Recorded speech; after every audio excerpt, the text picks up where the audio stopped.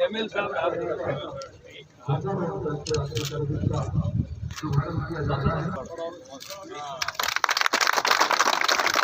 जय बोलो गुरु जम्बेश्वर भगवान की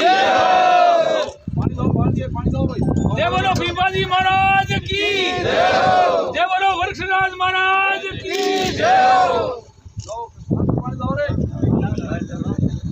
एक माँ जगदम्बा की करणी माता की तेजाजी महाराज की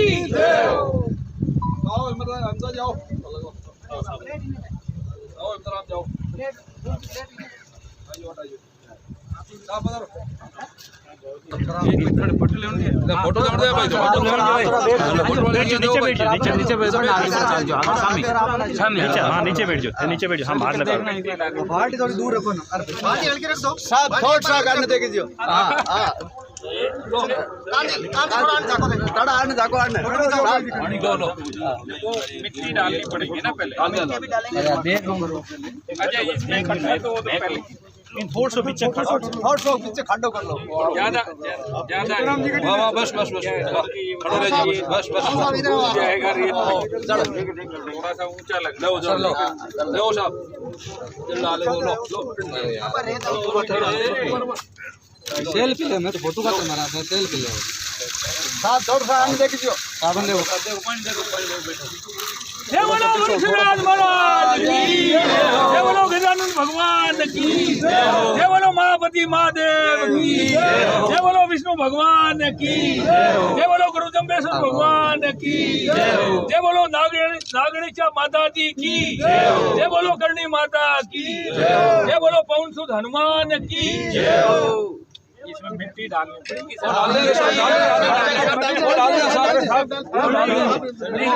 ये क्या है फिर रह जाएगा नहीं मिट्टी आ रही है आप ऐसे करवाए मंगानी है मिट्टी क्या है पिंड फिर जो है ना ये इसमें जाली लगाएंगे ये पिंड है ना पिंड के ऊपर थोड़ा सा दो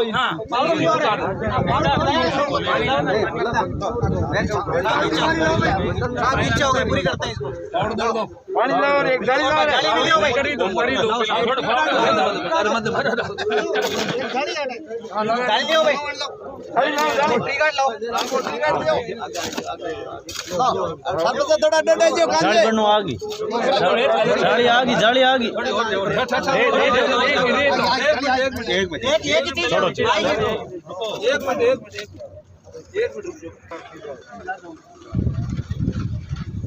बाबू साहब थोड़ा इधर खड़े रह के आप थोड़ा एक ग्रुप में लो सब एकदम थोड़ा लाइन में आ जाओ सब रुक जाओ लाइन में आ जाओ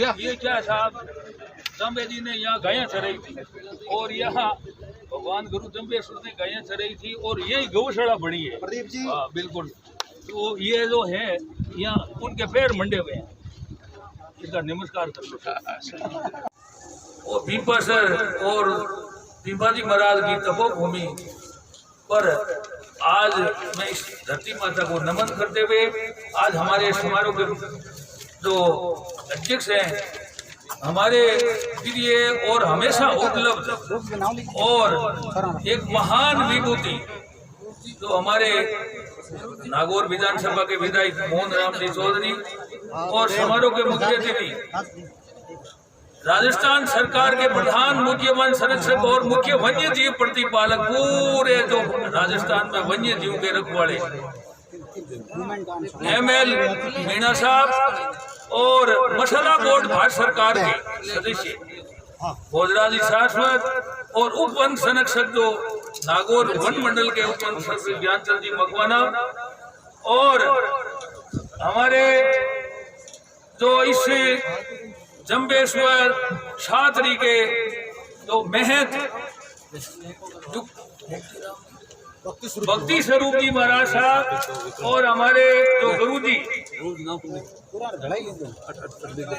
शंकरलाल जी शास्त्री जी, जो इन्होंने बहुत महान इनकी जो रामायण लिखी है, इन्होंने रामायण हिंदी में पढ़ाई है और राजस्थानी में, और भागवत भी, और भंवर सिंह जी जो समाज सेवी पंडित भंवर सिंह जी मकोड़ी, और विश्व स्तरीय गौ चिकित्सालय के जो हमारे सहन साहब, और इस ग्राम पंचायत सेवनी के सरपंच, और इस तपोभूमि में तो महादान, दान ही नहीं महादान के प्रेरणा, और उनके जो बहुत बड़े पहड़ राम सिंह जी राठौड़ साहब और उनके सपूत्र पूरन सिंह जी राठौड़, जिनका मैं हृदय से नमन करता हूँ, और ऐसे महान, ऐसे दानदाता, ऐसी महान विभूति का बहुत बड़ा सम्मान हमारे इस ग्राम पीपासर की धरती पर, जिन्होंने अपना तन मन धन,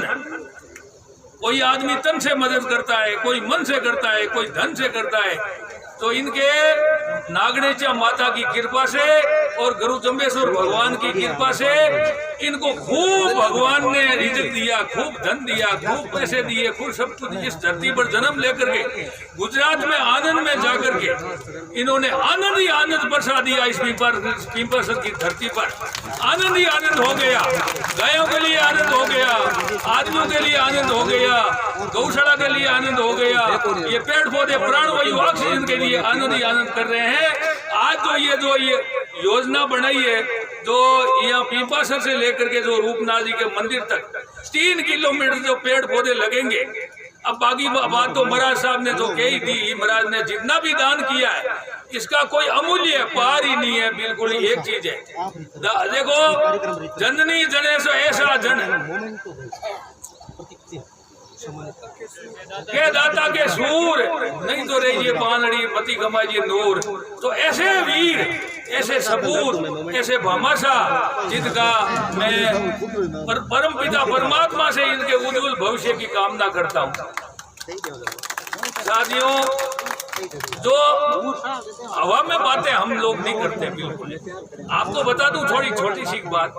अब गौशाला जो राम सिंह जी राठौड़ और हमारे कुंभाराम जी बांबू जो गौशाला चला रहे, बहुत बड़ा काम है गायों की सेवा करना। और कितना भी दान, आज भी 5.5 लाख रुपए पूरन सिंह जी ने दान किए ये गायों के लिए।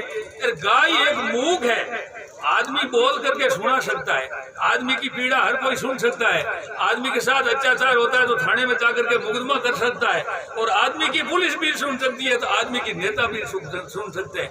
पर ये मूक पशु पक्षी जितने भी जानवर है धरती पर, गाय से लेकर हिरण है, चिंगारा है, खरगोश है, मोर है, लोमड़ी है, और है नीलगाय है, हजारों तरह के जो जानवर है, नेवला है, और है गोपाट है, गोइडा, ये सब जीवों की जो बात सुनने वाले व्यक्ति, इनकी पीड़ा सुनना बहुत जरूरी है। इससे बड़ा कोई धरती पर पुण्य नहीं है। हमने इस बात को सुना, हम हवा पे बात नहीं करते। हमने इस पीपासर की धरती पर जब पेनोरमा बना था, ओंकार सिंह जी लगाव साहब मेरे को यहाँ लाए और कान सिंह जी साहब ने मेरे को जिम्मेदारी दी। हमने उस पेनोरमा में आज 350 पौधे लगाए और आशुराम ने उस पेड़ों की पानी डाला, उसकी देख रेख की। वो पेड़ आज पौधे वो पेड़ बन गए। हमने जहाँ कई काम किया है, पिछले दिनों हम फड़ौदी गए, एयरफोर्स एरिया था 10,000 बीघा जमीन, वहाँ उन अफसर अधिकारियों से जाकर के बात की। कहा आप बहुत बड़े अधिकारी हैं, एयरफोर्स एरिया है, आपके पास 10,000 लोग हैं, ये से दिग में ही बैठे हैं, तो ये से खड्डे खोद कर पेड़ लगा दो। उन्होंने क्या किया जाए? हमने कहा 10,000 खड्डे खोदो, तो 10,000 खड्डे खुदवाए और वहाँ हमारे महावीर इंटरनेशनल संस्था के 10,000 पौधे लगाए। अब 10,000 पौधे पेड़ बने। कल गया मैं जोधपुर, एक सरदार पटेल यूनिवर्सिटी थी, उसमें 5,000 पौधे लगाए थे। हमारे आलोक त्रिपाठी जी डीजी थे, उन्होंने मेरे को बुलाया। 8 घंटे तक लगातार हम खून का पसीना करके हम लगे रहे और 8 घंटे में 5,000 पौधे लगाकर तैयार कर दिए। तो ये जो काम है पेड़ पौधा लगाना, ये तो प्राणवायु ऑक्सीजन आपको मिलेगी। अभी जो पिछले दिनों जो ये चल रहा था कोरोना महामारी, बहुत बड़ी खतरनाक, हर आदमी पूरे देश को झकझोर कर रख दिया। प्राणवायु ऑक्सीजन नहीं मिली, वो लोगों को मरना पड़ा, दम घुटने लगा, ये ऑक्सीजन की कमी पड़ गई। ये एक बहुत बड़ा खतरनाक मामला था, ये कम नहीं था बात। इसलिए हम सबको चेतना पड़ेगा, हम सबको जागना पड़ेगा और हम सबको इस पर बहुत बड़ा मंथन करना पड़ेगा। ये पेड़ है ना, इसकी कितनी कीमत है, कोई पार ही नहीं है। एक पेड़ की जैसे एक आज वट वृक्ष लगाया, इसकी 1000 साल की उम्र है, आदमी उम्र 60 साल 70 साल 80 साल से चला जाएगा, 90 साल से तो जाना ही पड़ेगा। उसका कोई बिल्कुल सुनने वाला नहीं है, भगवान उसको ले जाएगा। पर ये पेड़ है ना, 1000 साल की इसकी उम्र है। अगर एक आदमी को अपने जन्मदिन पर पेड़ लगाना चाहिए, उनकी मृत्यु होती है उस दिन पुण्यतिथि पर पेड़ लगाना चाहिए, बच्चा जन्मता उसके जन्मदिन पर पौधे लगाना चाहिए, और उसकी जो पुण्यतिथि होती है बड़े बुजुर्गों की, उन पर पेड़ लगाने चाहिए। पेड़ ही पेड़ लगाओ, पेड़ ही पेड़ लगाओ। जब हमारे यहाँ ऐसी तपोभूमि गुरु जम्बेश्वर भगवान ने यहाँ पूरे विश्व में आज उनका नाम है, पीपा जी का नाम है, पीपा जी का नाम से ये एक ओरण भी है, वहाँ भी पीपा जी की तपोभूमि है। और फिर क्या है कि पीपा जी ने जाकर के वहाँ समाधि ली, जल समाधि। तो ये ऐसी ये इसको लोग इस रेत को लीलाड़ के लगाते हैं, इतना पुण्य है। वहाँ ऐसे मान संतों का वो तपोभूमि है, उसके पैर मंडे हुए थे यहाँ। आज पूरे विश्व में एक चीज है कि वो चमक रही है। अब कौन जानता है, धरती पर बहुत लोग हैं, बिल्कुल 140 करोड़ लोग तो भारत में ही। अब आपको बता दूं, पिछले दिनों मैं गया था जयपुर, मीणा साहब से मैंने निवेदन किया। मीणा साहब, मैं आपसे एक और निवेदन करता हूँ, ये हमारा ही जो काम है, पेड़ पौधे पशु पक्षी और जो वन्य जीव है, आपके लिए जो हमने एक 2012 में मैं सीएम के पास गया था, 2 कंजर्वेशन रीजन घोषित करवाई, जो एक तो और ये आपके रोटू और ये गोगोड़ा, ये 358 हेक्टेयर एमएलए साहब, ये जमीन हमने जो ये घोषित करवा दी, इसको कोई टच नहीं कर सकता बिल्कुल। अब इसमें जीव जानवरों के लिए और ये बजट मांग रहे हैं, तो मैं मीणा साहब से 16 करोड़ का जो हमने एक प्रोजेक्ट बनाया है, तो 16 करोड़ रुपये रोटू में होगा, 7-8 करोड़ 6 करोड़ रोटू में, और बाकी के 10 करोड़ इसमें जो गोगड़ा में, इसका एक प्रोजेक्ट बनाया। मीणा साहब ये तो फटकारा लगा दे, 16 करोड़ रुपये भूमि के बारे में आने का अवसर मिला, तो मैंने सबसे पहले आपसे कहा कि साहब चाहे कुछ भी हो, मैं पीपासर जरूर आऊँगा। आज इस भूमि पे आकर मैं अपने आप को धन्य मानता हूँ कि इस भूमि में ऐसे संत ने तपस्या की जिसका केवल हिंदुस्तान ही नहीं, पूरे विश्व में कोई ऐसा उदाहरण नहीं है कि जिस धर्म में ऐसे पर्यावरण के प्रति विचार रखे हों, जिनमें मुख्य अपने जो सिद्धांत हैं उनमें पेड़ लगाना, जानवर बचाना, स्वच्छता रखना, जो भी सबसे प्रमुख मानव जीवन के लिए आवश्यक चीजें हैं, उनको अपने आप में समाहित किया। ऐसे गुरु जम्बेश्वर भगवान की ये तपस्वी स्थली है, तो यहाँ आकर के कोई भी व्यक्ति धन्य होगा। तो मैं पुनः आपको बहुत बहुत धन्यवाद देता हूँ कि मुझे इस पुण्य स्थली में आने का अवसर आप लोगों ने दिया। वैसे तो मेरा जोधपुर संभाग और बीकानेर संभाग से बहुत पुराना नाता है। मैं 11वीं क्लास में पढ़ने के लिए, तब 11वीं तक ही होती थी, 12वीं नहीं होती थी स्कूल, तब बीकानेर में 1 साल 11वीं क्लास में पढ़ा था। तो बीकानेर जाते थे तो यहाँ से ट्रेन से जब गुजरते थे तो खेतों में दोनों तरफ चिंकारे भागते हुए दिखते थे। वो यहाँ की हमेशा से पहचान रही है, और आप लोगों के कारण ही वो, यहाँ कोई जंगल नहीं है, कुछ नहीं है, लेकिन अनादिकाल से जो यहाँ के लोग हैं उनके कारण ही वो लोग आज तक बचे हुए और आगे भी बचे रहेंगे। उसके बाद में मैं 1991 में जोधपुर में, इससे पहले बीकानेर के बाद में मैं जोधपुर में इंजीनियरिंग कॉलेज में पढ़ा, तो 6 साल मैं इंजीनियरिंग कॉलेज में जोधपुर में रहा। उसके बाद में जब मैं वन सेवा में आ गया तो मैं जोधपुर में डीएफओ रहा वाइल्ड लाइफ का। उस समय हमारे पास में एक ही डीएफओ होता था पूरे रेगिस्तान के लिए, जिसमें अपना सीकर, चूरू, गंगानगर, बीकानेर सारे इलाके आते थे, ताल छापर भी आता था। तो तब भी मैं इस पावन स्थली से होकर के गुजरता था। मुकाम में भी मैंने अनेक बार दर्शन किए हैं। तो इस पावन स्थली में मैंने 91 से 93 तक काम किया। फिर उसके बाद में मैं 97 से 2002 तक बीकानेर में जो हमारी इंदिरा गांधी नहर परियोजना है उस क्षेत्र में काम किया। उसके बाद में मैं जोधपुर में कंजर्वेटर भी रहा। उसके बाद में मैं मुख्य वन संरक्षक भी रहा वन्य जीव का। तो ये पूरा संभाग बीकानेर से लगाकर जोधपुर का जो है, इस क्षेत्र में मेरे को रहने का और आप सब लोगों के साथ काम करने का जो मौका मिला, मैं कहता हूँ ये ऐसा क्षेत्र है जिसमें हम कोई पेड़ लगाते हैं तो वो अपने आप ही वृक्ष बन जाता है, क्योंकि यहाँ की स्थली पावन है। इस पावन स्थली में अपने आप यहाँ कोई पेड़ काटना ही नहीं जानता। मैंने देखा है कि जब मैं आता था 91 से 93 तक इस क्षेत्र में जाता था तो पूरे रास्ते में जगह जगह जो है सड़क बंद हो जाती थी, रेत आ जाती थी और रेत के कारण जो है हमारी जीप भी फंस जाती थी। धक्का लगाते थे, गांव वाले लोगों का सहयोग लेके जैसे तैसे निकालते थे। लेकिन इस बीच में जो यहाँ काम हुए, खास करके पर्यावरण से संबंधित पेड़ हमारे मंच पर अतिथिगणों में हमारे विधायक एमएलए साहब नागौर, हमारे प्रधान मुख्य वन संरक्षक एवं मुख्य वन्य जीव प्रतिपालक राजस्थान जयपुर मीना साहब, हमारे लिए पद्मश्री सीताराम धामू जी और समस्त मंच पर आसीन अतिथिगण और समस्त साथियों, ये जो वृक्षारोपण कार्यक्रम है जनरली नागौर जिले में बहुत ही अच्छा होता आ रहा है। लेकिन जब हमारे जाखड़ जी जब आए हमारे पास कि हमें रोड साइड प्लांटेशन करना है, मैंने पूछा कहाँ पर करना है, बोले पीपल। मैंने तुरंत हाँ कह दी। मैंने कहा बोलो कितने पौधे चाहिए। तो एक जिज्ञासा जो है मैंने यहाँ पर देखा है कि हमारे नागौर जिले के जितने ही वासी हैं इनमें पेड़ पौधे लगाने की जो जिज्ञासा है उससे मैं बहुत प्रसन्न हूँ, बहुत ही उत्साहित हूँ। इस तरह का जो हम कार्यक्रम करते हैं और इतना तन मन धन से इस धरती के श्रृंगार को सजाते हैं और वन्य जीवों की रक्षा करते हैं, यही हमारा धर्म है और उद्देश्य है और ये होना भी चाहिए। आज हमें पिछले 2 सालों से हमें इस सबक भी मिल गया है, जो एक महामारी आई इसने हमें वो सबक भी दे दिया है कि ऑक्सीजन की कितनी आवश्यकता है।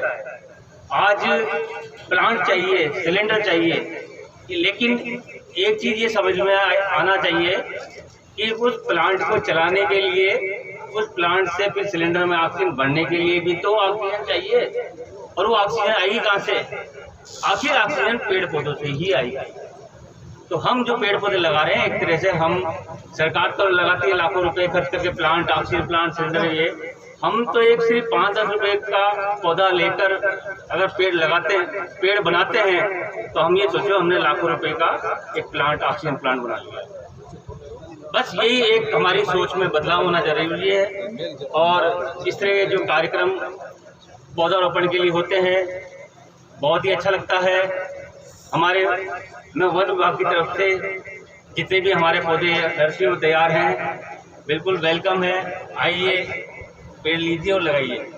इसी के माध्यम से मैं एक जानकारी और आपको लोगों देना चाहता हूँ कि इस बार राजस्थान सरकार ने घर घर औषधि योजना एक कार्यक्रम लागू किया है, क्योंकि पिछले 2 साल से जो महामारी आई, इस महामारी में हमारी इम्यूनिटी पावर, जो रोग प्रतिरोधक क्षमता है, उसको बढ़ाने के लिए हमने घरों में देसी इलाज भी किए हैं। कभी काढ़ा बना रहे हैं, कभी गिलोय का काढ़ा बना रहे हैं, कभी किसका काढ़ा बना रहे हैं, तो ये पिया है। क्योंकि ये आज जो वैक्सीनेशन हो रहा है ये क्या है, इम्यूनिटी पावर बढ़ाने के लिए। तो वो तो है इंग्लिश दवाई, और हमारी देसी दवाई है ये औषधि पौधे, गिलोय।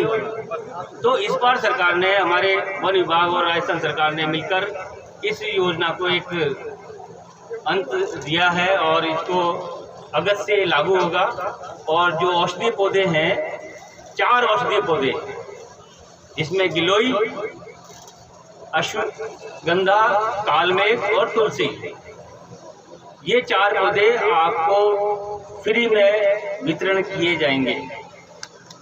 प्रत्येक ग्राम पंचायत में, प्रत्येक अर्बन क्षेत्र में भी दिए जाएंगे और एक प्रजाति का पौधा 2 दिए जाएंगे, यानी कि 8 पौधे दिए जाएंगे।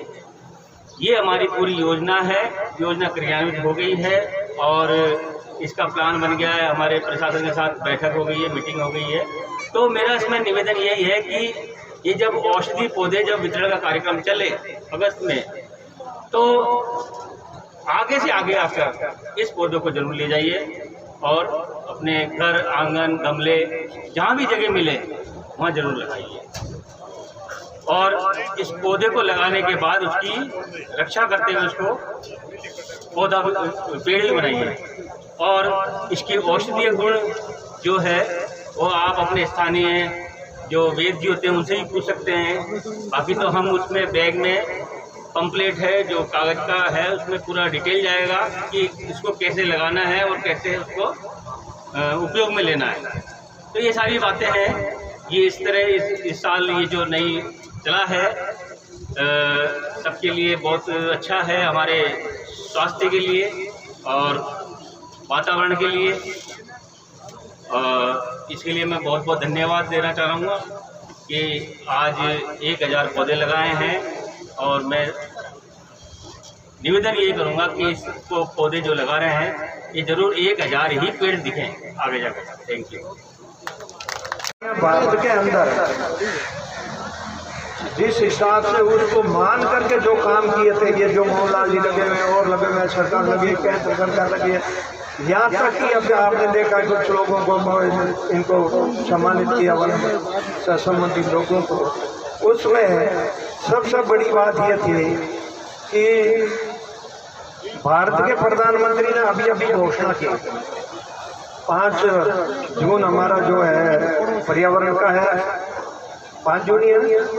तो उसमें देश के प्रधानमंत्री जी ने ये घोषणा की कि इथेनॉल हमको 2035 तक ये 20% जो है उसमें मिलाने की ये बात है। परंतु अभी प्रधानमंत्री जी ने घोषणा की है कि हम 2025 तक हम उसमें 20% मिला देंगे, इथेनॉल मिला देंगे। उससे 35% जो है प्रदूषण कम होगा। ये बहुत बड़ी उपलब्धि है और इसके लिए जो इन्होंने जो किया है, इस प्रोजेक्ट को 2025 तक करेंगे। इथेनॉल जो बनाएंगे, खरीदेंगे। गत वर्ष के अंदर इस पिछले साल में 21,000 करोड़ का इथेनॉल खरीदा है भारत सरकार ने और उसकी बहुत बड़ी कमाई किसके जेब में ली है? किसानों।